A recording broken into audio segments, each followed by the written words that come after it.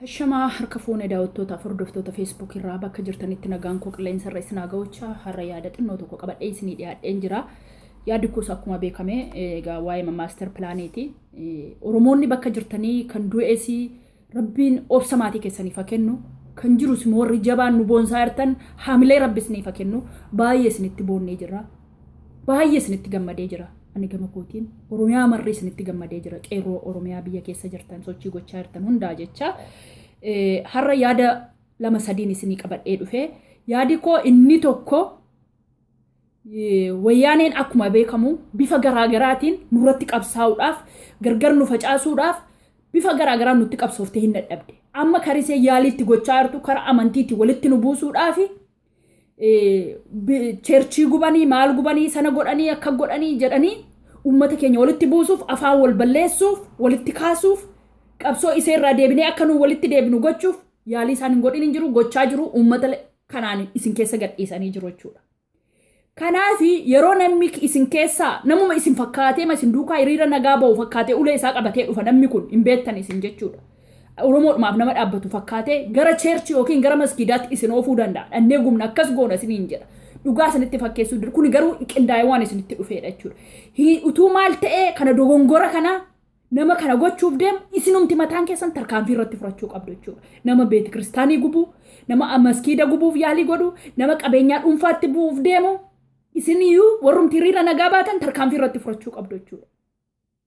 Haala kanaatiin adeemsa wayyaanee fashaleessuu dandeessu jechuudha. Adeemsa keenya akkaseen fashaleessuuf deemtu nummoo iseetti qaroomne iseetti achi deebisuun dirqama nurratti ta'a jechuudha. Kana adaraa keessan dhaamsa kana eeggannoo guddaa wanti gootan waan akka amantii ilaallatu waan akka dhimma dhuunfaa ilaallatu hanga dhumaatti of eeggadhaa. Maaliif gara booddeetti teeroristii jettee teeroristiitti nu jijjiirti akkuma beekamu biyya alaarraa mootummaa birrii guddaa kan iseen argattu teeroristii ittiin eeguu jettee waan alleetiin gargaarsa argattisa sababa uumtee jarri kun teeroristii jettee maqaa keenya jijjiiruudhaaf sagantaa baafattee jirti jechuudha. Kanaaf nuun immoo sagantaan keenya mirga abbaa biyyummaati malee waan akkasii miti kaayyoo seesan harkatti fashaleessuun dirqama nurratti ta'a jechuudha. Nama kana sagantaa isin keessatti uumee kana goona isiniin jedhu yeroo sanatti tarkaanfii irratti fudhadhaa of keessaadhaa fashaleessaa sagantaa wayyaaneen isiniin jedha.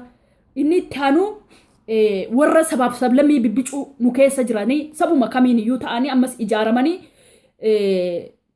fakkeenyaaf bakka dhadhaba gaallaa warra maalii jedhee namni tokkittiin isin arrabsuu danda'a jechuudha. Namni tokko jecha kanarratti yeroo namni dhiigisaa ilmaan isaa du'aa jiru kanatti jecha fokkataa kana gaafa isiniin jedhanii anuma kan ammatu ta'e nan danfachuudha. Danfa sana gadi dhiibnee sababa namni tokko sun jedheef ummata nutti maxxanee jiraatu nu keessa jiraatu irratti tarkaanfii fudhachuun nurra hin jiru jechuudha. Namtitti akka jette sana namtitti dogongortee sana mataa isee tokkitti yoo argan isee irratti tarkaanfii fudhachuu. Yoo innis nama tuffatanii bukkee darbuu kaayyoo keenya maal akka ta'e maal akka nu fuuldura ilaallataa deemuu malee jecha nama tokkootiin dhimma dhuunfaa irratti sabaaf sablammii irratti waan tokko gochuun nurra hin jiru jechuudha.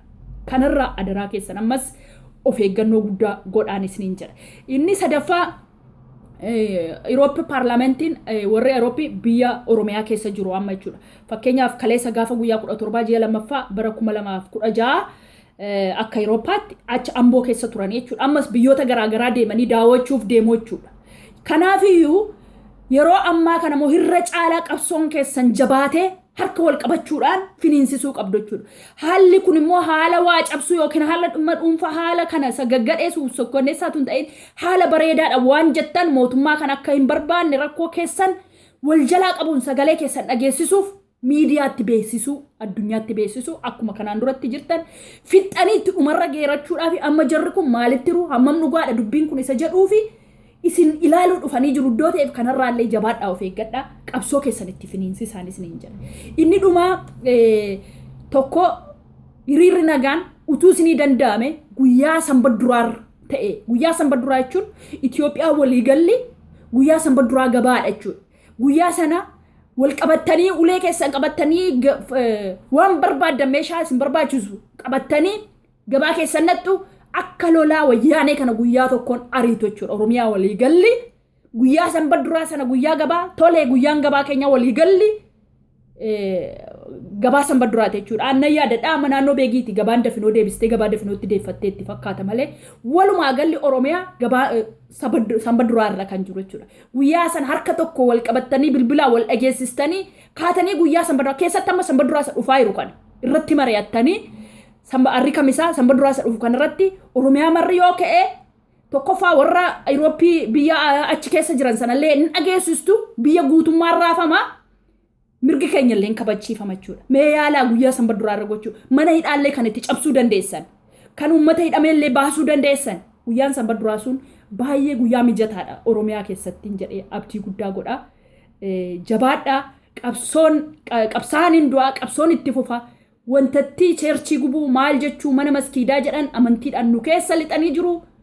Adaraa keessan rabbii keessanii jira dogongora seexan wanti hin taane bitamtuun nutti bitamtee nu dogongorsuuf deemti of eeggadha hanga irratti dogongora hin qabdanii amma dhumee caafii eegeerra geenyee jirachuudha dogongora kanarraa of eeggadha isiniin jaalladha jabaadha hamileen keessan baay'ee itti fufaa jira niwutoorkiin babbadee jira sagaleedhaan wal dhageessisa waan tokko immoo waan hin dagad anama tooftaa tokkoon fayyadama. Tooftaa ani fayyadamu miidiyaa garaagaraa OMN Oromiyaan TV garaagaraa gaafa oduu garaagaraa dabarsu oduu cimaa jedhee itti hamanu telefoona doolaarii birrii 15 itti bitadhee kaardi itti bitadhee uummata qotee bulaa tokkoof bilbileefiin nan dhaggeeffachiisa bane nan dhaggeeffachiisa maaltu jira wanta haaraan jedha ilaa kunoo akkasi ati immoo deemii nama 20 waliin ga'i waan ta'e kana gurra keetiin dhageesse anarraa miti kan dhageesse kana dhaggeeffachiisi uummata kee ati immoo waan guyyaa tokko dhugaan isiniin jedha